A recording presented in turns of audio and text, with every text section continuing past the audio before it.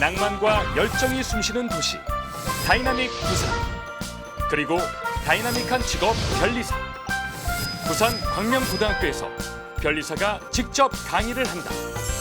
김일성 변리사의 꿈을 담은 이야기 지금 시작합니다.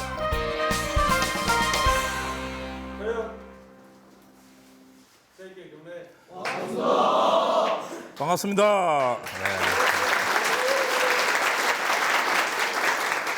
자, 오늘은 여러분 학교에서 변리사가 뭘 하는 직업인지, 그리고 변리사가 되려면 어떻게 준비를 해야 되는지, 또 그리고 변리사가 앞으로 어떤 전망이 있는지, 그래서 이와 같은 세 가지 테마를 가지고 여러분들에게 소개하려고 합니다. 아저씨 이름은 김일성. 어디서 많이 들어봤지? 근데 아저씨 이름은 한자는 달라. 근데 아저씨는 가운데가 하나 일자의 별성이야. 삼성은 별이 몇 개고? 세 개에서 삼성이야. 아저씨는 한 개니까 일성이야. 영어로 하면 어떻게 되노? 아저씨가 원스타야. 오늘은 여러분 앞에 이 아저씨가 스타다 말이야. 그래서 아저씨 이름은 김일성 변리사 이렇게 돼요. 자, 변리사는 뭘 하는가 이렇게 했는데 많은 사람들이 변리사에 대해서 잘 모르더라고. 변호사는 뭐예요? 법을 갖다 변호해 주는 사람 이렇게 이야기하는데, 엄밀히 이야기하면 변호사는 민법과 형법에 대해서 법률적으로 전문 서비스를 해주는 업을 변호사라고 그래요. 그럼 변리사는 뭐냐라고 하면 지식재산권, 우리나라가 21세기로 들어오면서 지식산업화, 지식재산권, 지식능력 뭐 이런 식으로 해서 지식이라는 말을 굉장히 많이 쓰고 있는데, 이 지식재산권 안에 한 부분인 산업재산권이 있어요. 산업재산권. 이 산업재산권 안에는 또 네 가지가 있어요. 네 가지가 있는데, 첫째, 여러분 많이 들어본 거 특허 들어봤어요? 예. 그다음에 실용신안 혹시 들어본 사람 들어봤어요? 디자인, 상표, 이 네 가지를 묶어서 우리가 산업재산권이라고 한다 이런 거예요.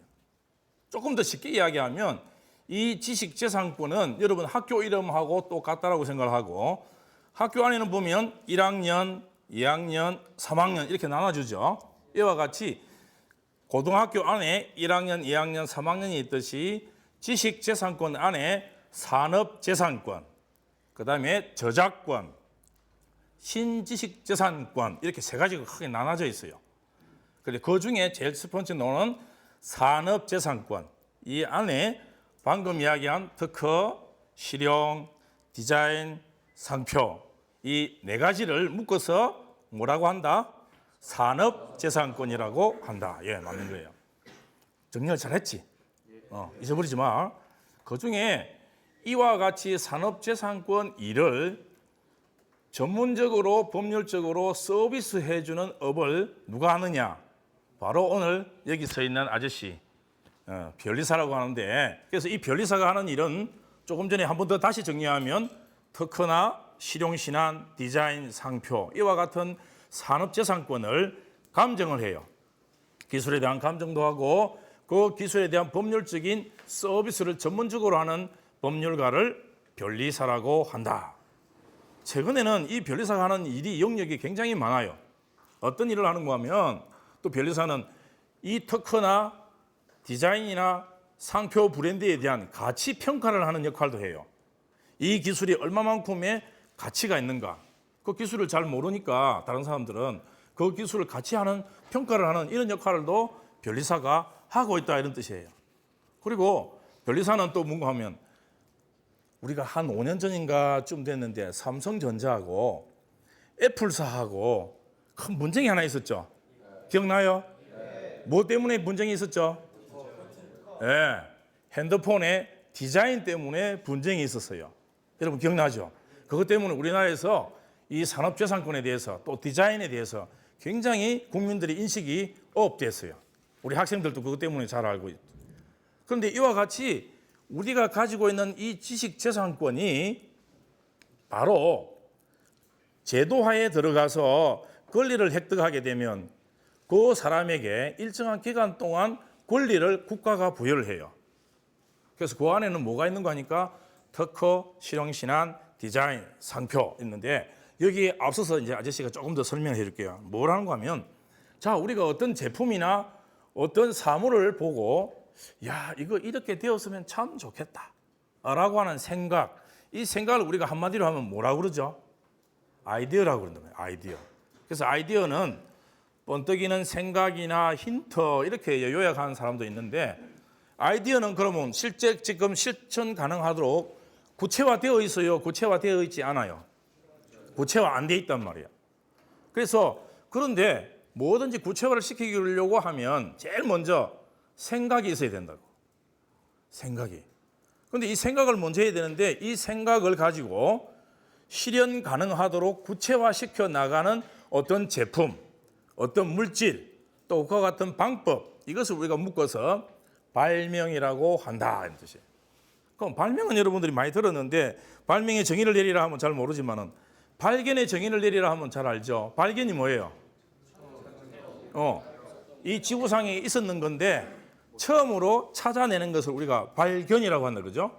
그럼 바꾸어서 발명이라는 것은 이 세상에 없던 건데 최초로 만들어낸 제품.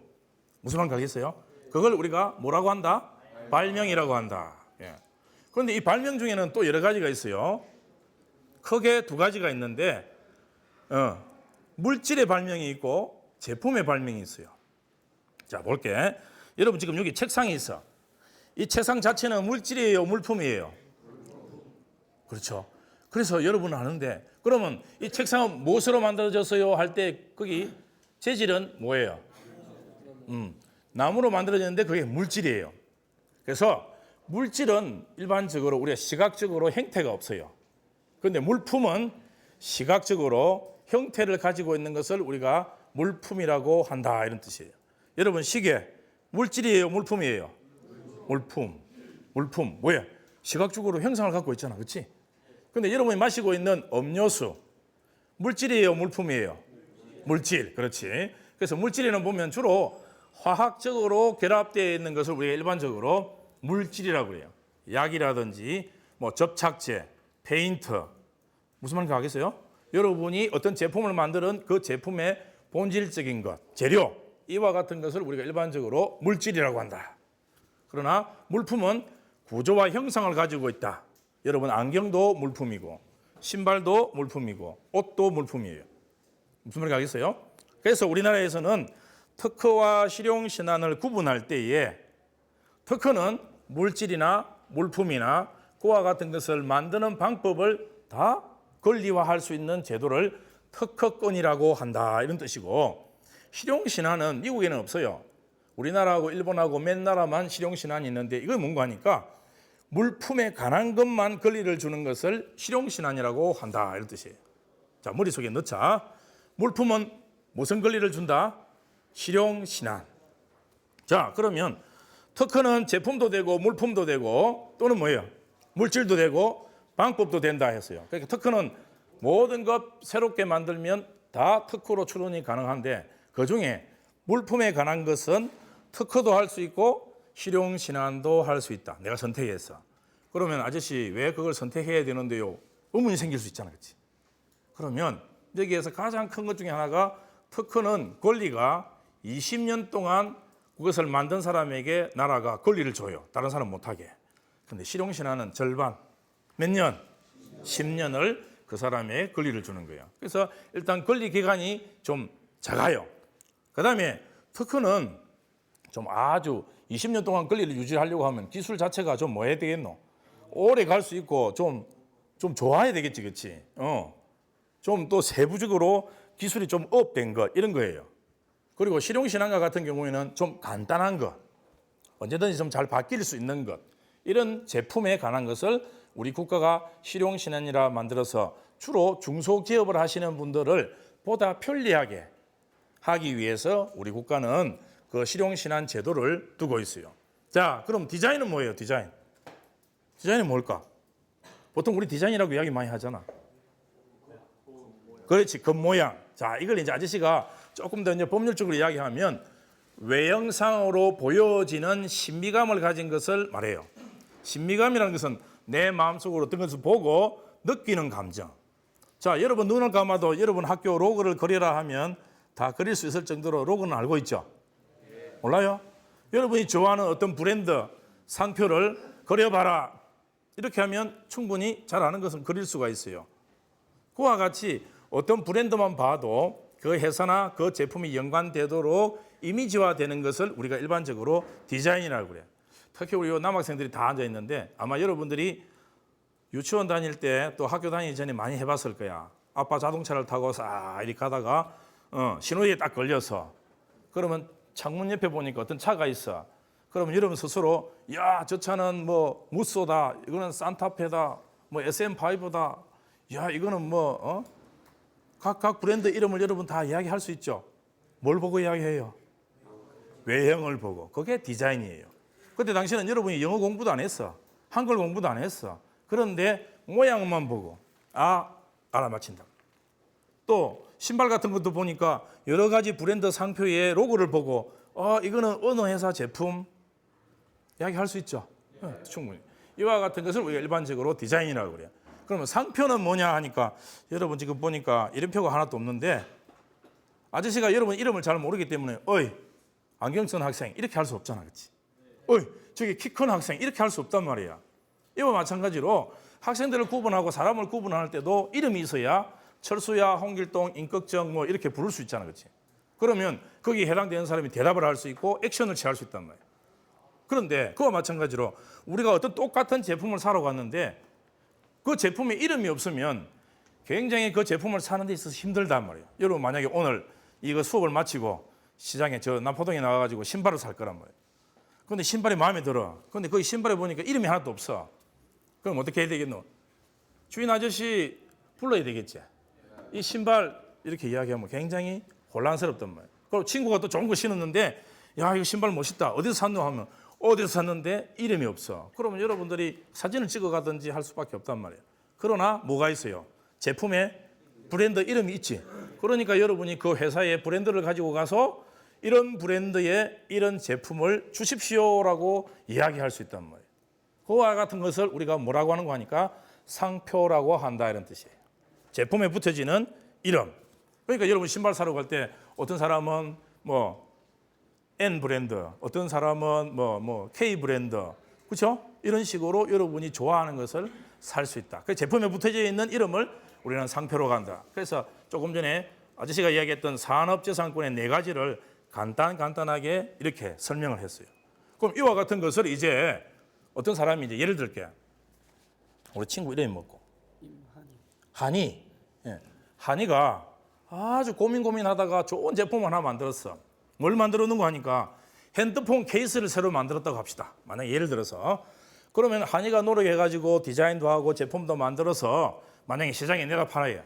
얼마에 파는 거 하면 좀 싸게 해서 뭐 그렇게는 안겠지만 예를 들어서 1,000원에 막 팔았단 말이야. 1,000원에. 잘 팔린단 말이야. 근데 보니까 어떤 사람이 가서 보니까 저 제품 괜찮네. 내가 하나 사가지고 그걸 복사를 했어. 무슨 말인지 이해가 돼요? 그래서 이걸 시장에 500원에 팔아.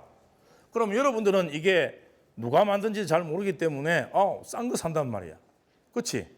그럼 우리 한이가 제일 처음에 만들어낸 것이 잘 팔리겠어요? 안 팔리겠어? 안 팔리지. 그럼 나중에 이 회사가 문을 닫아야 되겠어요? 더 잘 되겠어요? 문 닫아야 돼. 왜?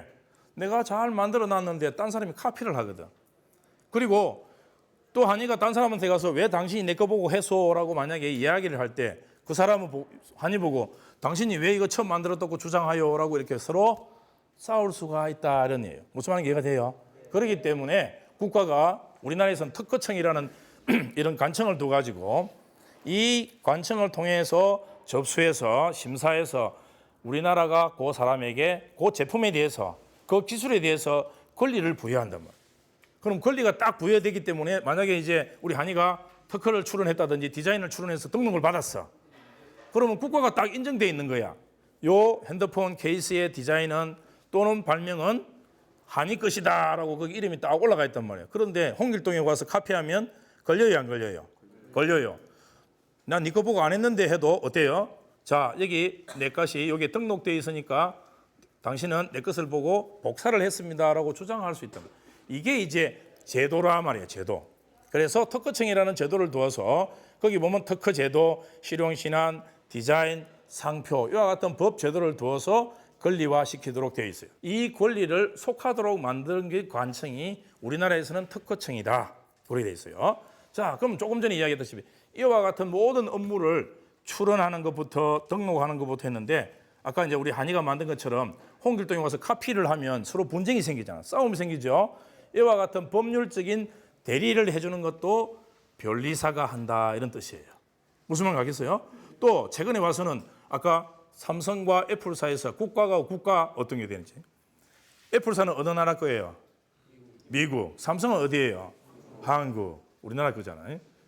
그런데 이 두 개가 이게 싸우는데 보면 나중에 보면 이건 국가와 국가의 자존심 싸움도 될 수도 있다 이런 말이야. 무슨 말인가 하겠어요? 그렇기 때문에 이런 지식재산권에 대해서 국가와 국가 간의 분쟁도 일어날 수 있기 때문에 이와 같은 것에 관여하는 법률적인 관여자도 바로 변리사가 한다 이런 뜻이에요. 아저씨 이야기를 조금 해줄게요. 아저씨는 공부를 별로 안 좋아했어요. 고등학교 인문계 고등학교 나왔는데 학교 다닐 때 한 절반 정도 했어. 무슨 말인가 하겠어요? 절반 정도. 근데 좋아하는 게 있어. 뭘 좋아했는가 하면 뭐 이렇게 만드는 걸 참 좋아했어요. 그래서 초등학교 3학년 때 꿈이 나는 과학자가 될 것이다. 다 두리뭉실하게 나는 과학자가 될 것이다. 이런 꿈을 꿨어요. 그러다가도 형편이 안 돼가지고 고등학교 졸업하고 대학을 못 갔어요. 그래서 아저씨가 군대 갔다 왔어. 그때는 군대를 33개월 보름하고 이렇게 제대를 했어. 그래서 아저씨가 제대를 하고 가만히 생각하다가 야, 이거 대학을 좀 나와야 되겠다. 공부를 좀 더 해야 되겠다. 이제 그때서 철이 들어가지고 그래서 공부를 1년 동안 학원 다니면서 공부를 했어요. 그리고 아저씨가 대학에 들어갈 때의 나이가 27살. 몇 살이고? 19살. 아, 고등학교 3학년.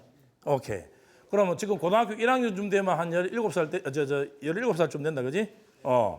그런데 아저씨는 그때 고등학교 졸업했는데 한참 뒤 대학에 들어가니까 27살이야. 고등학교를 73년도 졸업했는데 대학교는 81학번으로 들어갔어. 이야. 우리 친구들 중에 우리 고등학교 친구를 통틀어서 지금 아저씨가 간단하게 이야기할 테니까 통틀어서 이야기를 해보면 아저씨가 친구들 중에서 대학교 간 친구, 뭐 대학 안 간 친구도 있지만은 대학을 지나간 친구는 제일 늦게 들어갔어요. 81년도. 그때 우리 친구들은 다 결혼도 하고 그럴 해. 그때 당시는 25살에서 28살쯤 되면 다 결혼할 때라. 근데 그때 아저씨는 어디 갔다고? 대학교 1학년 갔어. 그 대학교 4년을 마치고 또 회사를 다니면서 돈을 모았어. 돈을 모으다가 아저씨 꿈이 뭔가 하면 내가 대학 교수가 됐으면 좋겠다. 이제 철 들어가지고 무슨 말인가 하겠어요? 그래서 이제 돈을 갖다가 이렇게 지원을 못 받으니까 회사를 다니면서 돈을 모아서 88년도에 석사 과정에 입학을 해요. 무슨 말 하겠어요? 그래서 졸업하고 90년도 초가 딱 되는데 환경이 어떻게 됐는지 제가 미국 가게 됐어요. 그래서 저는 저기 텍사스 쪽으로 미국에 이제 갔어요. 아저씨 전공은 뭔가 하면 학부는 식품공학, 대학원은 식품영양학. 거기서도 뭘 했는가 하면 동물을 가지고 실험했어요. 마우스 있지, 마우스. 래트 있지. 마우스는 조그만한 거고 래트는 이따만해 한 500에서 600g 나가는 큰 쥐예요. 이 쥐를 가지고 생리학적으로 실험을 하는 그런 실험에 동참했어요. 그러다 보니까 이 아저씨가 저 텍사스 의과대학이라고 샌안토니오에 있는데 거기 건강과학센터의 연구원으로 이제 가게 돼요. 석사 마치고. 그게 90년도야. 그래 거기서 이제 연구 활동을 하다가 다시 이제 박사 과정을 91년도에 이제 들어오는 거예요. 그래서 아저씨는 3년 만에 박사 학위를 마치고 94년도에 다시 그 연구소에서 우리 가족 다 왔으면 좋겠다 해서 초대를 받아서 들어가게 돼요. 무슨 말 가겠어요? 아저씨가 왜 이 이야기를 하는 거면 왜 아저씨가 변리사가 되려고 했는가를 여러분에게 설명하기 위해서 하는 거예요. 그러니까 94년도 들어갈 때에 아저씨가 결혼을 좀 늦게 해가지고 그때 큰 애가 3살. 그 애를 데리고 갔고 그때 우리 집사람 뱃속에는 아기를 하나 안고 비행기를 타고 갔어요. 그래서 이제 거기 가서 몇 개월 있다가 우리 이제 막둥이가 거기서 태어났는데 94년도 갔으니까 94년생. 여러분보다 훨씬 나이 많다. 지금 군에 가 있어. 내년 3월에 제대를 해. 이렇게 이제 했는데 병원에서는 보면 많은 의사 선생님들이나 생리학적으로 실험을 많이 해요. 근데 아저씨가 그때 당시에 실험한 건 뭔가 하면 어떻게 하면 사람이 오래 살 수 있을까? 장수에 대해서 연구를 했어요. 아저씨가 석사 때는 다이어트에 대해서 연구를 했어요. 질을 가지고. 체중 조절하고 식이 조절하고. 무슨 말인지 알겠어요? 그런데 그때 텍사스 가니까 텍사스에서는 노화연구소라고 해가지고 사람이 왜 빨리 늙어갈까? 그걸 역으로 하면 어때요? 어떻게 하면 오래 살 수 있을까? 이렇게 되겠지. 그렇단 말이에요. 그런데 그때 질을 실험해 보니까 이걸 지 실험한 것을 사람의 나이로 이렇게 환산을 딱 해보니까 한 125살까지 살 수 있는 이론이 나와요. 무슨 말인지 알겠어요? 사람이 잘 관리하면은 125세까지 살 수 있다. 그래서 그때 당시에 아저씨가 어떤 생각을 가지고 있는 거면 나는 100살까지 살 것이다. 이렇게 생각을 했어. 왜? 아저씨가 대학을 늦게 갔잖아. 그렇지? 그러니까 애도 늦는 거야. 그러니까 남들보다는 좀 더 많이 살아야 되겠다 싶은 욕심이 생겨서. 그리고 이론적으로 보면 어때? 125세까지 살 수 있다는데 내 뭐 좀 끄트머리 좀 잘라버리고 100세 사는데 뭐 문제 있나? 이래서 뭐 꿈꾸는 거에 관계없잖아. 그렇지? 그래서 아저씨가 100세까지 살아야 되겠다라고 했어요. 그런데 왜 변리사로 태어나게 됐는가 하면 그때 당시에는 아저씨가 대학에서 강의를 하다가 갔기 때문에 4년제 대학에서 우리가 어떤 연구를 하고 나면 꼭 거기에 어떤 우리가 알지 못하는 새로운 분이 한 분 와서 앉아 있어요. 그래 그분하고 막 이야기를 하는데 그때 당시에는 아저씨 간지 얼마 안 돼가지고 그 아저씨가 영어를 하는데 영어가 무슨 말인지 하나도 몰라. 무슨 말인지 잘 모르겠어. 우리는 콩글리시라는데 그 사람은 아주 뭐 바다가 많이 발린 아주 유창한 발음을 하니까 무서운 소리인지 아예 들어오지도 않는 거야. 다 가고 난 다음에 이제 우리 동료들한테 물어봤어요. 아까 그 낯선 사람이 왔는데 그 사람은 뭐 하는 사람인가 물어보니까 변리사래요. 변리사가 뭐 하는 거냐 하니까 우리가 연구하고 개발하는데 권리화하기 위해서 옆에 와서 영구적으로 자문도 해주고 또 어떤 식으로 연구를 했으면 좋은지 이렇게 서로 뭐 하는 거예요? 커뮤니케이션하고 회의하는데 도움을 주는 자문 변리사다 이렇게 하더라고요. 그래서 그런 것도 있는가 했어요. 그리고 이제 거기에 대해서 관심을 가져서 아저씨가 이제 인터넷 들어가 찾아보니까 변호사처럼 아까 이야기했지만 산업재산권을 담당하는 법률 전문가야. 자, 아저씨는 정년 퇴임이 있어요, 없어요? 없어요. 하늘나라 갈 때까지는 할 수 있어요. 그렇지? 그러니까 아저씨가 아차 이거다 생각했어. 왜? 나는 나이 많이 들어서까지도 할 수 있는 일이 있었는데 대학 교수는 몇 세에 그만두는 거 하면 한 65세쯤 되면 그만둬야 돼. 아저씨 나이가 지금 61거든. 졌나? 너무 많이 들었나? 고맙다. 근데 아저씨가 올해 한갑을 했거든. 한갑. 아마 여러분 아빠보다도 좀 나이가 많을 수도 있어. 그렇기 때문에 아저씨는 일을 많이 해야 되는데 만약에 대학 교수를 했으면 앞으로 한 5년 정도 하다가 이제 나와야 되잖아. 그치? 부모님한테 물러받은 거 없다면 할 거 없잖아. 그래. 100살까지 살려면은 몇 년 놀아야 되노? 45년 놀아야 되지. 맞다. 아이가 65세에 은퇴하면 100살까지 살려면은 45살까지는 놀아야 되는 거라. 45년을. 얼마나 허송세월이고, 그지? 그래서 그때 아이디어를 내기면 거면 내가 변리사가 됐으면 참 좋겠다. 생각이야. 몇 년도에? 2004년도. 2004년도 아저씨가 미국 갔거든. 그래가지고 가서 내가 변리사만 되면 참 좋겠다라고 생각을 하고 잠잘 때마다 꿈은 꿨어. 그러나 그걸 위해서 거기서 막 공부하고 그래 안 했어. 그냥 되면 참 좋겠다. 그러면 내가 나이가 들어도 할 수 있는 일이 있으니까 참 좋겠다. 이런 생각만 했어. 그리고 아저씨가 이제 95년도 7월 달에 귀국을 해요. 무슨 말 했어요? 귀국을 딱 했는데 그때 귀국하고 아저씨 집은 부산이고 우리 누님 집이 서울에 있었어요. 그래서 서울에서 하룻밤 딱 자는데 아까 아저씨가 뭐 하고 싶어 했어? 변리사 하고 싶어 했지. 그런데 신문에 딱 이리 보니까 박사 특허청에서 박사 특채 33명 모집 이래갖고 합격했다고 신문 기사가 쫙 나와 있어요. 야, 특허청이 뭐 하는 데지? 라고 생각하면서 아저씨 생각은 뭐야? 아저씨도 박사를 갖고 있기 때문에 박사를 국가기관에서 이렇게 많이 특채를 하나? 라고 생각을 했단 말이에요. 그래 관심을 가지고 그 다음날 이제 부산을 내려왔어요. 그러면서 이제 짬짬이 변리사가 뭘 하는지 변리사가 어떻게 하면 변리사가 될 수 있는지 이렇게 하다 보니까 특허청에 이렇게 들어가서도 얼마든지 변리사가 될 수 있는 길이 있더라고요. 무슨 말인지 이해가 돼요? 그래서 지금 이제 아저씨가 이야기하는 것이 아저씨 이야기하면서 이제 이야기해 줄게. 변리사가 되는 방법은 크게 세 가지가 있는데 그 중에 이제 아저씨가 한 가지 이야기하고 나머지 두 가지 이야기해 줄게. 그 아저씨가 이제 보니까 특허청에서 특허청 심사관 모집 하면 국가 5급 공무원이에요. 5급 공무원. 그럼 사무관이에요.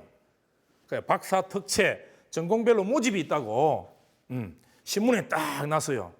그래서 이제 아저씨가 거기에 이제 원서를 냈어요. 그래가지고 3차 시험까지 이렇게 다 하고 아저씨가 이제 합격을 했어. 그래서 아저씨가 학교를 그만두고 이제 특허청에 가서 심사관으로만 활동을 하는 거예요. 변리사는 또 시험만 쳐도 돼요. 사법고시처럼 변리사 고시가 있어요. 무슨 말 알겠어요? 그 변리사 고시를 치면 시험은 1차 시험과 2차 시험이 있어요.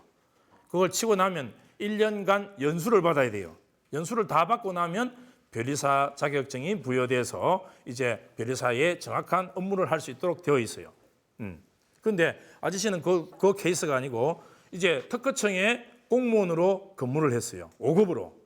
특허청에 지금도 5급 공무원 이상 되는 사람들이 여러분이 내는 특허나 실용이나 상표나 디자인을 직접 심사를 하는 심사관이에요. 무슨 말 이해돼요? 네. 그래서 이제 아저씨가 아무래도 시험 쳐가지고 들어가는 것보다는 거기에서 있는 실무를 익히는 것이 더 도움이 되겠다라고 해서 이제 박사 특채로 들어가요. 그래서 아저씨는 특허청에 박사 4기 네 번째 그때 7명이 특차대가 들어가요. 그래서 거기서 6년간 근무를 하고 1차 시험은 또 이제 박사 특채로 가면 1차 시험 면제되고 지금은 2차 시험만 치도록 돼 있어요. 무슨 말 알겠어요? 그래서 특허청에 7급 공무원으로서 10년 이상 있든지 그러면 5급 공무원으로서 5년 이상 근무를 하면 1차 시험은 면제시켜주고 2차 시험에 합격하면은 변리사 자격증을 가질 수 있는 두째 방법. 아까 첫 번째는 뭐예요? 시험 치는 방법. 둘째는 특허청에 공무원이 되어가지고 1차 시험 면제받고 2차 시험에 합격해서 시험에 변리사가 되는 방법. 셋째, 이거는 지금 좀 이제 국회에 올라가지고 있는데 우리나라만 유일하게 변호사가 변리사를 하고 싶어가고 신청하면 또 이렇게 주는 제도가 있어요. 그렇게 해서 세 가지가 있어요. 그런데 아저씨가 해보니까 가장 유리한 변리사는 뭔가 하니까 이공계 학생들이 제일 유리해요. 자, 왜 이공계 학생들이 유리하는가 하면 특허나 실용신화는 뭐예요? 어떤 제품 물질에 대한 기술이라고 그랬지. 그럼 그 기술이기 때문에 너가 와서 기술에 대해서 이야기할 때 그 기술을 이해할 수 있는 법률가가 되어야만이 그걸 충분히 해결해 나갈 수 있겠죠. 무슨 말인지 이해가 돼요? 네.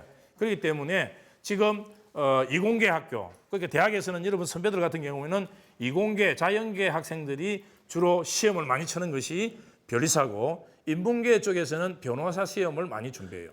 그러니까 여러분도 인문계 고등학교 학생이니까 물론 문과반도 있고 이과도 있겠지만은 여러분도 충분히 도전해 봄직하다 이런 뜻이에요. 무슨 말인지 이해가 되죠? 예. 자, 그다음에 변리사의 직업 전망 볼게요. 어떤 사람은 내보고 그러더라고. 딱 어제 가서도 모 학교 가서 했는데 아저씨 돈 많이 법니까 하더라고. 그런데 꼭 변리사 안 해도 돈 많이 벌어요. 그 사람의 역량에 따라서 그죠? 어떤 사람은 국수 팔아도 돈을 많이 벌 수 있고 또 어떤 사람은 또 뭐 무역을 해서 돈을 많이 버는 사람이 있고 어떤 사람은 좋은 제품을 만들어서 돈을 많이 버는 사람이 있고 그렇죠? 근데 아직도 살아보니까 돈 많은 게 좋은 게 아니고 돈 많은 게 행복한 건 아니에요. 물론 없는 것보다 있는 게 낫죠. 근데 아저씨가 하고 싶은 이야기는 내가 하고 싶은 것을 잘 찾아서 그걸 잘 하기 위해서 공부하는 학생들이 제일 성공하고 제일 행복한 사람인 것 같아요. 한 번 더 이야기해 줄까? 내가 잘하는 것이 무엇인지를 빨리 발견해야 돼. 선생님이 대학원에서도 공부를 이렇게 가르쳐 보면 대학원생도 내가 뭘 좋아하는지 뭘 잘하는지를 아직도 모르는 친구들이 있어요. 여러분 선배들이. 근데 여러분들은 고민하세요. 지금부터. 내가 진짜 무엇을 할 때 즐겁고 무엇을 하니까 시간 가는 줄 모르겠고 무엇을 하니까 내가 도움이 되고 힘이 생기더라. 그걸 좀 더 잘하기 위해서 나는 뭘 해야 되겠다? 공부하는 사람이 돼요. 이게 거꾸로 가야 돼요. 우리나라 교육이 그런 걸 가면 안 되고. 무슨 말인지 이해가 돼요? 아저씨가 미국에 있을 때 보니까 지금 아저씨도 다른 고등학교에서도 그런 강의를 합니다. 아저씨는 뭔가 하면 처음에 5분 스피치를 가르쳐줘요. 그 안에 내용은 뭔가 하니까 내가 잘하는 것이 뭐냐, 내가 하고 싶은 것이 뭐냐, 나의 장점이 뭐냐, 나의 단점이 뭐냐, 내가 앞으로 하고 싶은 직업이 뭐냐, 이렇게 해서 우리 학생들이 나와서 5분간 발표하는 것을 계속 가르쳐주고 듣고 해요. 그런데 우리 학생들은 그게 잘 없어요. 내가 왜 공부하는지, 내가 무엇을 해야 되는지 그냥 막연한 거예요. 그러니까 아까 그 친구처럼 돈 많이 벌어요? 이렇게만 질문을 하지, 재밌어요? 아직 일하는데 보람을 느껴요? 이런 질문은 없다, 이런 뜻이야. 무슨 말 알겠어요?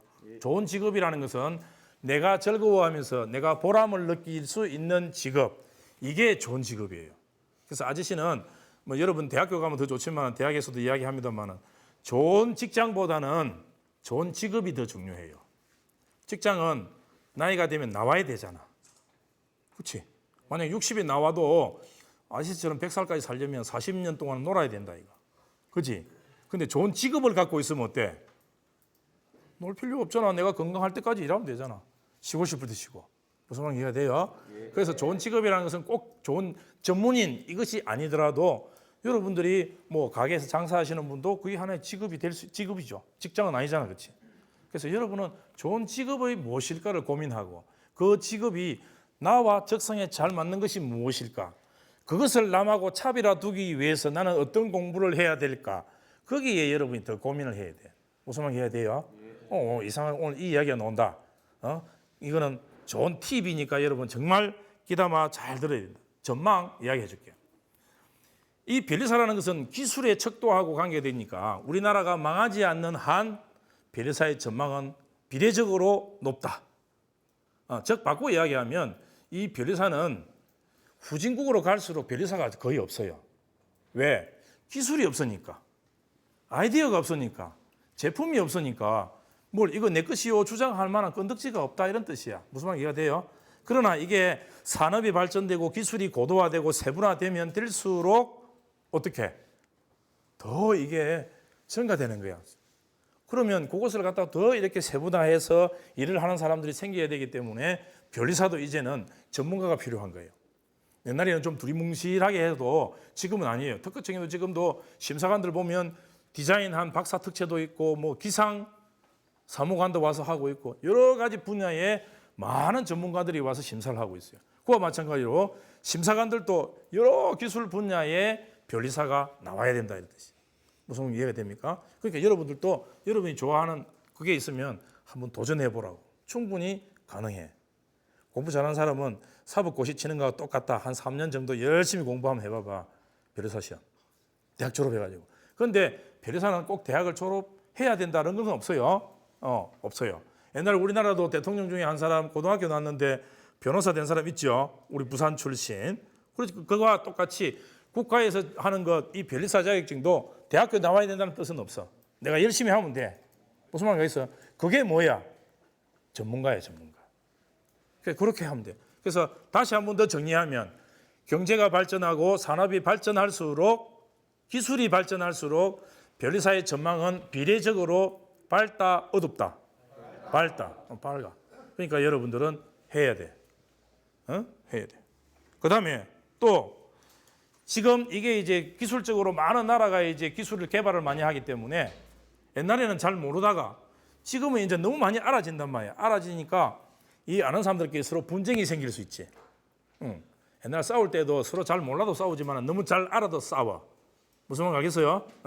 그렇기 때문에 더 잘 싸우고 더 잘 이렇게 일을 하려고 하면 더 많은 전문가들이 필요하다 이거예요. 국가 간에. 그래서 여러분들도 비전을 가져. 나는 유엔에서 근무를 하겠다. 나는 아니면 국제 지식 기구에서 나는 와이포라는 데가 있는데 거기에서도 내가 근무를 한번 해보겠다. 이런 비전을 좀 가지라고. 아저씨는 그런 거 못 가졌지만 무슨 말, 여러분 충분히 할 수 있어. 지금 우리나라에서도 그지? 유엔 사무총장도 우리나라 사람 맞지? 그러니까 여러분도 유엔에 도전할 수 있단 말이야. 충분히 갈 수 있어. 그러니까 충분히 비전이 있어서 하기가 쉽다 이 뜻이야. 자, 그다음에 변리사가 되면 뭐 돈 많이 법니까 하는데 돈 많이 벌어요. 책도 한 10권 썼어. 응? 여러분도 아저씨보다 훨씬 젊었잖아. 충분히 할 수 있어. 아저씨보다 더 좋은 학교에 갈 수도 있고 더 좋은 것을 할 수 있다고. 무슨 말인지 이해돼요? 그래서 아저씨는 아들이 둘이 있어. 아들 둘하고 상담할 때 고등학교 1학년, 2학년, 3학년 때 상담을 했어요. 네 이과 가라 이렇게 한 적은 없어요. 네 뭘 좋아하니? 네가 조사해 보니까 어떤 과가 있더니 그럼 그 과에 대해서 설명만 해주는 거예요. 고등학생은 잘 모르잖아, 그렇지? 요즘은 과도 이름이 너무 그냥 다양해가지고 잘 몰라요. 그럼 홈페이지 들어가면 쭉 내요가 나오거든. 학과의 개요가 나오면 아 이건 대충 뭐 하는 학과다라고 나오겠죠, 그죠? 그럼 이렇게 설명을 해주는 거예요. 변리사 어디로 갈 수 있는지를 한번 아저씨가 대충 이야기해 줄게. 변리사가 되면 회사의 법무팀의 직원으로 갈 수 있어요. 아저씨에게도 서울에서 헤드헌터 하시는 분이 있어요. 헤드헌터가 뭔가 하면 조금 고급 인력들을 갖다가 이렇게 발굴해서 회사에 이렇게 취업시켜 주는 거 있죠. 그런 사람인데 1년에 딱 2번 전화 와요. 혹시 후배 중에 똑똑한 변리사 있으면 추천해 주십시오. 무슨 말 이해가 돼요? 아저씨는 나이가 많기 때문에 안 되고 또 가고 싶지도 않고 그러니까 좀 젊은 친구들 변리사 시험에 합격한 사람들 있잖아, 그렇지? 그런 애들은 20대 말 30대 초 이래 되니까 얼마나 활발하나, 그렇지? 그런 친구들을 소개해달라 해서 전화가 와요. 그러니까 나는 변리사에서 기업에 들어갈 수 있어요. 근데 최근에 기업은 또 어떻게 바뀌는가 하면 선진국으로 가면 갈수록 기업에서는 기획실이 중요한 게 아니고 법무팀이 중요해요. 법무팀에서 한 역할을 하나 소개할게요. 변리사는 뭘 해야 되는 거 하니까 아까 기술 평가도 한다고 그랬죠, 그렇죠? 기술 분석도 해요. 그렇기 때문에 분석을 해야 평가를 하거든. 그러니까 만약에 우리 회사가 A 제품을 만든다. 이해가 돼요? 만든다면은 이 A 제품을 비슷하게 만드는 회사가 어딘가 있을까 하고 인터넷 들어가 가지고 다 조사를 해야 될까 이가. 그럼 미국에도 A 비슷한 것, 뭐 중국에도 비슷한 거 만드는 거, 일본도 있고 유럽도 있고 뭐 독일에도 있고 뭐 쫙 이렇게 조사를 하겠죠. 그럼 조사를 하고 나면 우리가 만드는 A 제품과 유사한 제품이 어떤 권리 침해가 있는지 또 기술에 어떤 장점이 있는지 이런 것을 누가 분석해요? 변리사 팀에서 분석하는 거예요. 기술적으로. 왜? 변리사들은 기술을 갖고 아는 사람들이니까. 다 자기 전공에 있는 사람들이니까. 무슨 말 이해돼요? 그럼 그런 사람이 분석을 쫙 해보니까 아, 우리 회사는 앞으로 이쪽으로 가는 것보다는 이쪽으로 가는 것이 더 유리할 것 같다. 왜? 몇 년 동안 쭉 기술의 흐름을 보면 갈 수 있는 방향성이 나올 거예요, 그죠? 이걸 이제 어디다 주는 거 아닙니까? 기획실이 주어서 기획실에서 연구실로 가는 거예요. 그래서 앞으로 우리 회사의 기술 방향의 목적은 이쪽 쪽으로 간다라고 하는 그 브레인의 역할을 누가 하는 거 하니까 선진국 가면 갈수록 법무팀에서 하고 있어요. 이해가 돼요? 옛날엔 그걸 연구소에서 막 했단 말이야. 그런데 연구소는 기술이 옳다, 그러다, 같다 이런 것만 하지 법적으로 충돌이 된다, 피해간다 이런 것은 못한단 말이야. 무슨 얘기 이해돼요? 그렇기 때문에 그 기술의 법을 포함하는지 벗어나는지, 즉 법률적인 요구로 하면 저 기술을 침해했는지 침해하지 않았는지, 침해하면 안 되잖아, 남은 거, 그렇지? 침해하지 않고 기술 개발하기 위해서 그렇게 분석하고 평가를 해서 회사 기업의 법무팀에 들어가서 활동을 할 수도 있다. 둘째, 조금 전에 이야기했다시피 회사의 연구 기획 자문을 해줄 수 있는 이런 역할을 할 수도 있다. 또 대학에도 갈 수 있어요. 지금 보면 대학교에서 산학협력단 단장이나 또 법대에서도 변리사 자격증을 갖고 있는 사람을 간혹 모집해요. 그래서 그렇게 하고 있고. 그다음에 둘째는 여러분이 우리나라에서 가장 큰 법무팀이 또 법무사무소가 있어요. 거기에 이제 이런데 취업을 할 수 있어요. 선생님 아까 동기 중에서 아저씨 동기 중에서 7명이 들어갔다 했지, 그지? 그중에 지금 2명이 거기 지금 있어요. 서울대 약대 약대에 박사 학위를 갖고 와서 특채에 있다가 거기 이제 들어간 친구 있고, 영국에서 공부해가지고 학위 받아가지고 들어간 친구도 하나 있고 들어가 있어. 거기 할 수도 있고, 또 둘째 개인이 할 수도 있어. 개인이. 아저씨는 개인이 해. 자, 여러분 보자. 종합병원에 가면 의사 선생님 혼자서 다 하더나? 여러 선생님이 있지. 그 선생님이 나중에 거기서 경험을 쌓아가지고 나는 동네에서 개업을 혼자 할 수도 있지. 이거하고 똑같은 거야. 그러니까 여럿이 하는 법률 회사에 가서 일을 할 수도 있고, 내가 혼자서 개업해서 개인 사무실을 할 수도 있다, 이런 뜻이에요. 또 하나는 뭔가 하면 최근에 특허청이나 국가공무원들 중에서 변호사나 변리사 자격증을 갖고 있는 사람을 공무원 5급으로 특채하는 경우가 있어요. 무슨 말 알겠어요? 그러니까 여러분 변리사 시험 딱 쳐갖고 합격하면 아, 나는 실무적으로는 잘 모른다 라고 하면 특허청에 지원해가지고 특허청에 공무원 5급으로 하면 되는 거예요. 아저씨하고 완전히 역순이다, 그렇지? 그렇게 해서 실무를 쌓고 나와가지고 나중에 업무를 하면 훨씬 훌륭한 변리사가 될 수 있다, 이런 얘기예요. 자, 그럼 다시 이제 또 아저씨 이야기를 조금 돌아갈게. 아저씨가 미국에서 변리사라는 걸 알게 됐다고 그랬지, 그렇지? 그럼 이제 어떻게 이제 됐는 거? 그래 이제 고려했어.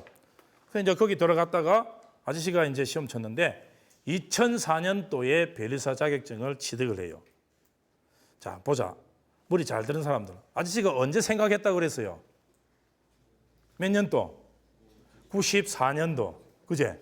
그러면 2004년도에 땄으니까 몇 년 걸렸어요? 근데 생각만 하고 뭐 일하다 보니까 10년 만에 됐어요. 그리고 아저씨는 사무실을 2005년도에 개업했어요. 그러니까 지금 15년도니까 몇 년 됐어요? 10년 됐어요.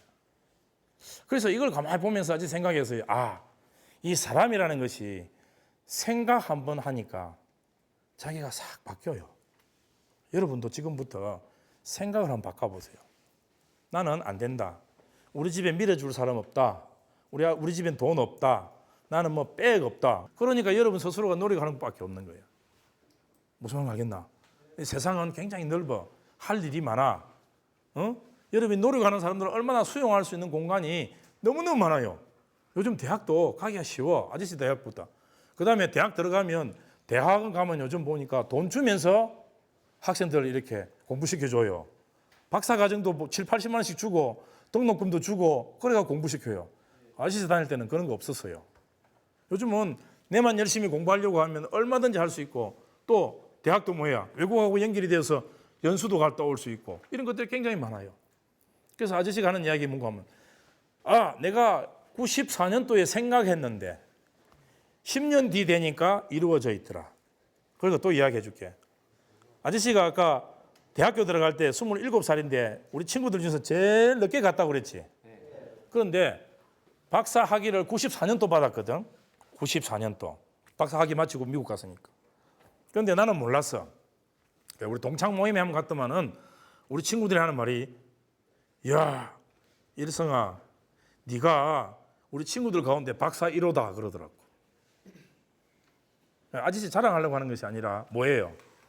대학은 제일 늦게 들어갔는데 대학의 제일 끝이라고 생각하는 박사는 제일 첫 번째 했더라고. 그러니까 누가 빨리 시작했느냐, 누가 좀 늦게 시작했느냐 그게 중요한 게 아니야. 여러분이 그걸 먼저 생각했느냐, 생각하지 않았느냐 그게 더 중요해. 그래서 어떤 사람은 그런 이야기를 하지. 속도보다는 뭐라고? 방향이라고. 방향. 만약에 제 선생님이 자 여기 가서 어디 저 뛰어라 1등부터 10등까지 자른다라고 딱 했는데 어디로 뛰어야 될지 방향도 안 가르쳐 줬는데 너가 그냥 마음대로 가다가 보면 어때? 야 거기 아니야 서쪽이야 했을 때는 어때요? 제일 먼저 가는 사람은 제일 꼴찌 되겠지. 그러니까 여러분이 뭔가 하면 제일 먼저는 방향을 정해. 무조건 달리려고 하지 마. 그게 뭔가 하니까 아까 아저씨가 이야기했지. 내가 뭘 잘하는지 내가 뭐 하고 싶은지 그거부터 설정을 해. 그리고는 찾아봐. 어떻게 하면 되는지. 그래서 거기에 여러분이 이제 가속을 붙여야 된다 이런 뜻이야. 그런데 우리나라 많은 학생들은 무조건 뭘 할지도 모르고 가속을 붙여. 어느 점수까지 가. 점수 가지고 이제 학교 찾지. 학과 찾지. 그러다가 나중에 졸업하고 나니까 갈 데 없지. 난 별로 안 좋아하지. 그러니까 우리나라가 국제적으로 고등학교까지는 경쟁력이 굉장히 우수한데 대학 들어가면 경쟁력이 하이에 머물러. 왜? 독창성이 없거든. 내가 하고 싶은 의욕이 없거든. 내가 하고 싶어서 거기 간 거 아니거든. 그러니까 최근에 대학에 와서도 뭐예요? 2년 마치고 나면 편입이라는 제도가 있었어요. 아저씨가 학교 다닐 때는 편입이라는 제도가 없었어요. 이과에서 저과, 이 학교에서 저 학교로 막 옮긴단 말이에요. 그게 국가적으로 볼 때는 굉장히 낭비예요, 낭비. 무슨 낭비가 돼요? 그러니까 여러분들은 광명이잖아, 광명. 그지? 빛나야 될 거야, 이거. 그러니까 빛나려고 하면 내가 처음부터 무엇을 해야 될지의 방향성을 먼저 택해요. 무슨 말인가 하겠어? 거기에 속도를 붙여. 10, 20, 30, 40. 이렇게 고등학교 1학년, 2학년, 3학년, 대학교 1학년, 2학년, 3학년. 그렇게 해야만이 그게 이루어질 수 있다 이런 뜻이에요. 무슨 말인가 이해가 됩니까? 예, 그럼 돼요. 그럼 마칠까? 자, 그럼 우리 회장.